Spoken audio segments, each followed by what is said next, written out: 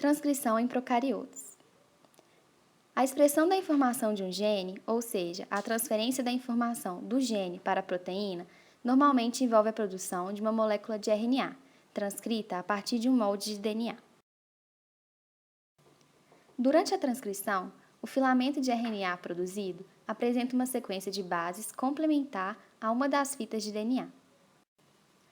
No cromossomo, em geral, ambos os filamentos de DNA são usados como moldes, mas em qualquer gene, apenas um dos filamentos é usado, e nesse gene é sempre o mesmo filamento. No citoplasma de procariotos, encontra-se o material genético, organizado, em sua grande maioria, em um único cromossomo de formato circular, que não é envolvido por membrana. Neles, todas as classes de RNA são transcritas por uma única RNA polimerase, e pela ausência de um núcleo, os RNA procarióticos que codificam proteínas são traduzidos enquanto estão sendo transcritos, um dos fatores que explicam a agilidade metabólica desses organismos. Nos procariotos, a transcrição é dividida em 3 estágios: iniciação, alongamento e término. Iniciação. A RNA polimerase encontra o ponto correto de início para a transcrição, se ligando a uma sequência específica do DNA chamada promotor, situada perto do início da região transcrita, na ponta 5' do gene. Assim, a região promotora também é chamada de região reguladora 5'. A primeira base transcrita está sempre no mesmo local, chamado de sítio iniciador. Por convenção, a primeira base do DNA a ser transcrita é numerada +1. As posições dos nucleotídeos antecedentes ao sítio de início são indicadas por um sinal negativo e as posteriores por um sinal positivo. As regiões promotoras dos diferentes genes apresentam semelhanças. Existem, em particular, 2 regiões de grande similaridade, que foram chamadas de -35 e -10, porque estão situados a 35 e 10 pares de bases, respectivamente, antecedentes à primeira base transcrita, ou o sítio iniciador. As regiões -35 e -10 de genes diferentes não têm que ser idênticas para desempenhar essa função similar. Entretanto, é possível chegar a uma sequência de nucleotídeos chamada sequência de consenso, que está de acordo com a maioria das sequências. Uma holoenzima de RNA polimerase liga-se ao DNA nesse ponto, e então desenrola a dupla hélice de DNA, começando a síntese de uma molécula de RNA. A parte codificante de proteínas de um gene geralmente começa com uma sequência ATG, mas o sítio de iniciação +1, onde começa a transcrição, geralmente está bem antecedente a essa sequência.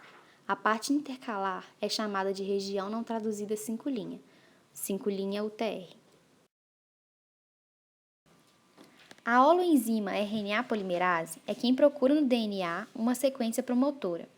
Esse complexo é composto de 5 subunidades no cerne da enzima, 2 subunidades alfa, uma beta e uma ômega, e mais uma subunidade adjacente, chamada de fator sigma. A subunidade sigma liga-se às regiões -10 e -35, posicionando assim a holoenzima para iniciar corretamente a transcrição no ponto de início. A subunidade sigma também tem um papel em separar os filamentos de DNA ao redor da região -10, de modo que o cerne da enzima possa se ligar fortemente ao DNA em preparação para a síntese de RNA. Após o cerne da enzima estar ligado, a transcrição começa e a subunidade sigma dissocia-se do resto do complexo. Existem vários fatores sigma. Assim, por associação a esses diferentes fatores, a mesma enzima cerne pode reconhecer sequências promotoras diversas e transcrever conjuntos diferentes de genes. Alongamento.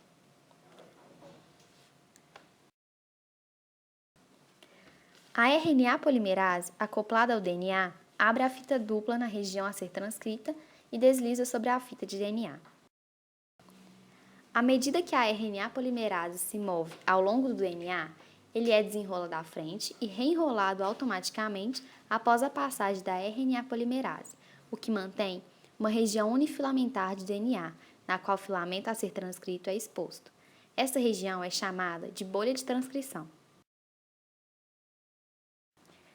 A RNA polimerase, então, vai deslizando sobre o filamento exposto da fita molde, e o RNA, pré-RNA mensageiro, vai sendo transcrito no sentido 5' para 3', até que o trecho a ser transcrito termine.